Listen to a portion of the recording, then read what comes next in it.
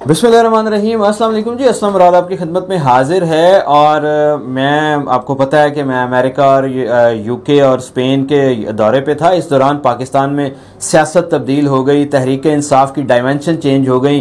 पाकिस्तान में इंसानी हकूक़ जो है उस पर बड़े क्वेश्चंस किए गए, लेकिन ये डिफरेंट बात है, ये तो हमारे अपने मुल्क की बात है। असल आज जो अपडेट्स होती जा रही हैं चीज़ें, मैं ये आपके सामने जो है वो अपडेट करना चाह रहा हूँ। एक जानिब आज आपको बड़ी खबर एक दे रहा हूं कि तहरीक इंसाफ की मजीद अरकान की गिरफ्तारियां जो है वो होने जा रही हैं। आपको नाम बताऊंगा कौन कौन गिरफ्तार हो रहे हैं, क्या लिस्ट है, कौन कौन जो है वो पकड़े जा रहे हैं।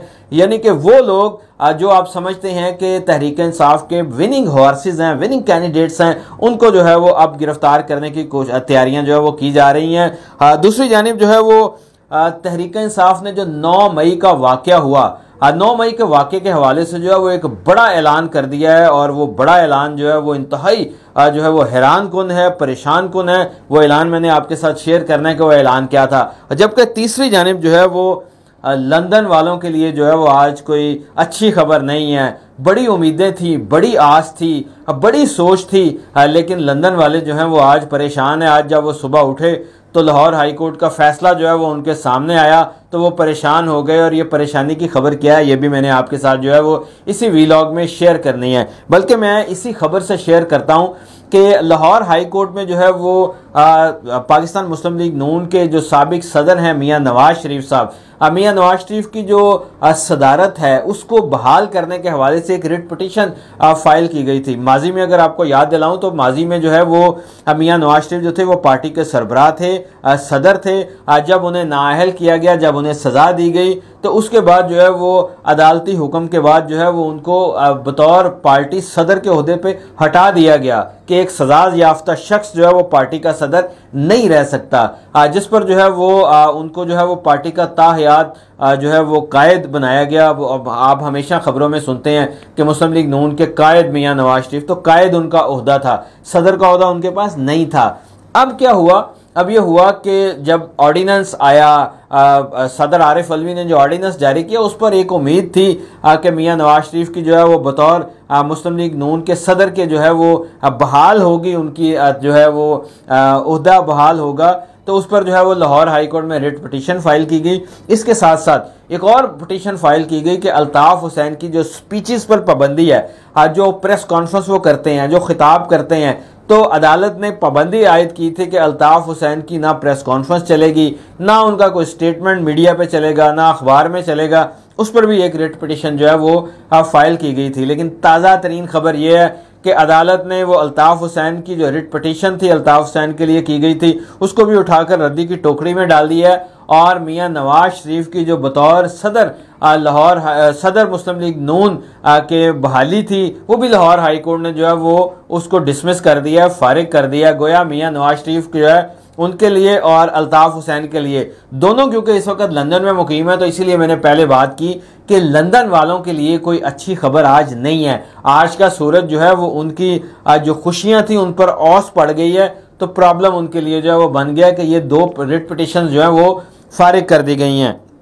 अब चलते हैं दूसरे वाक़े की तरफ कि तहरीक इंसाफ ने 9 मई के हवाले से जो है वो बड़ा ऐलान कर दिया। ये बड़ा ऐलान क्या है ये आपको मैं बताऊंगा तो आप यकीनन जो है वो हैरान होंगे कि ये नया ऐलान क्या है।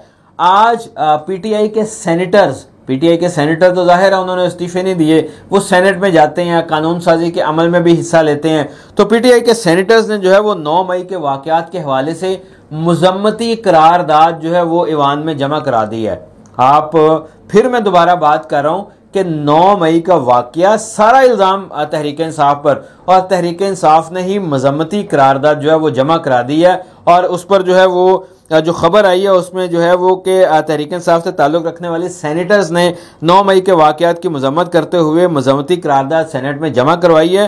और सेनेटर में फैसल सलीम, सीमी एजदी, फलक नाज चतराली, जरका सोरवर्दी और दीगर शामिल हैं। गोया तहरीक इंसाफ के चेयरमैन इमरान खान ने अब आगे बढ़ने का फैसला किया है और इस आगे बढ़ने के लिए जो है वो उन्होंने हदायत की है कि आप करारदाद जो है वो जमा करवाएं। अब तहरीक इंसाफ जिस पर इल्ज़ाम है वो अगर करारदाद जमा करा रही है तो इसका मतलब ये है कि इस करारदाद में कहा गया है कि 9 मई के वाक़यात पर हम शर्मिंदगी का इजहार करते हैं, हमें अफसोस है और हम जो है वो इस किस्म के वाक़यात नहीं होने चाहिए। इसका क्या मतलब है? इसका मतलब यह है कि तहरीक इंसाफ का अगर कोई भी एलिमेंट इसमें शरीक था तो वो इस पर माफ़ी मांग रहा है, इस पर नदामत का इजहार कर रहा है, इसकी मजम्मत कर रहा है। तो ये एक बड़ी डेवलपमेंट जो है वो सामने आई है, क्योंकि हुकूमत का यह मुतालबा था, एस्टेब्लिशमेंट का यह मुतालबा था कि इनको कंडेम करना चाहिए, इनको मजम्मत करनी चाहिए, इन्हें माफ़ी मांगनी चाहिए। तो वो एक बड़ा मुतालबा जो है वो पूरा हो गया। 9 मई के वाक़यात हकीकत में ऐसे वाक़यात थे कि जो इंतहाई हैरान थे, इंतहाई परेशान कुन थे, और पूरी पाकिस्तानी कौम का सर जो है वो फ़ख्र से नदामत से झुक गया। ये वाक़यात जो हैं, इस पर ये करारदाद जो जमा है वो कम अज़ कम उस आग के ऊपर वो जो धुआं उठ रहा है उस पर जो है वो पानी डालने की कोशिश है कि आप जो है वो अब सब जो है वो एक हैं और कोशिश कर रहे हैं कि किसी तरीके से जो है वो अब चीज़ें जो है वो आगे बढ़ सकें, मामला जो है वो बेहतर अंदाज में जो है वो आगे बढ़ सकें। तो ये एक जो है वो बड़ी डेवलपमेंट सामने आई है। लेकिन तहरीक इंसाफ के लिए जो मैं पहले बात बताई कि तीसरी बड़ी खबर जो है वो क्या है, तीसरी बड़ी खबर ये है कि तहरीक इंसाफ के मजीद रहनुमाओं को हिरासत में लेने का फैसला किया गया है और इस सिलसिले में फहरिस्तें भी तैयार कर ली हैं। मैं नाम आपको बताऊंगा, ऑथेंटिक खबर है, कंफर्म खबर है, जो मेरे मोबाइल में इस वक्त सेफ है। इसमें यह कहा गया है कि साबिक अरकान असम्बली जो है वो एक जानिब तो पार्टी को जो खैराबाद कह चुके हैं, वहीं दूसरी जानिब ऐसे लोग आज जो तहरीक इंसाफ के विनिंग हॉर्सेस हैं, जो इलेक्शन में जो है वो सरप्राइज दे सकते हैं, जिनके हलकों में राब्ते हैं, उनको जो है वो अब गिरफ्तार करने का फैसला किया गया। और इस लिस्ट में आज जो मेरे पास लिस्ट पहुंची है उसके मुताबिक जो है वो इनमें इरफान न्याजी शामिल हैं, सनाउल्लाह मस्ती खेल हैं, मोहसिन लगारी हैं, चौधरी बिलाल अहमद हैं, साहबजादा महबूब सुल्तान हैं, साहबजादा नज़ीर सुल्तान हैं, ओन अब्बास हैं, फ़रूख हबीब हैं, अहमद चट्ठा है, जरताज गुल हैं, इब्राहिम खान हैं, शबीर गुजर हैं, इसमें अफजल शाही हैं, उमर असलम हैं, असद मुअज्जम हैं। बड़ी लंबी लिस्ट है ये।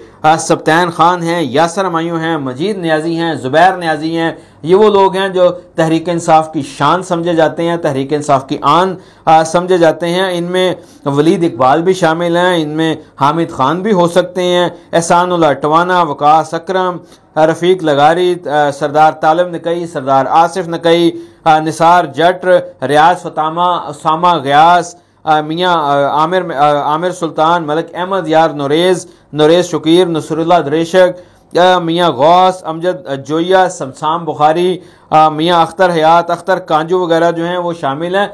इसके अलावा ये अभी फहरिस्त मुकम्मल नहीं हुई, इसके अलावा जमशेद दस्ती इसमें शामिल हैं, जनूबी जो शब्बीर कुरैशी हैं, मुमताज़ मानिका हैं, ज़खूर कुरैशी हैं। यानी कि ये दर्जनों अफराद ये हैं कि अब एक नए क्रैकडाउन की जो है वो तैयारी तहरीक इंसाफ पर की जा रही है। लेकिन तहरीक इंसाफ ने कमाल महारत से जो है वो सेनेट में मजम्मती करारदाद जो है वो जमा करवा दी है।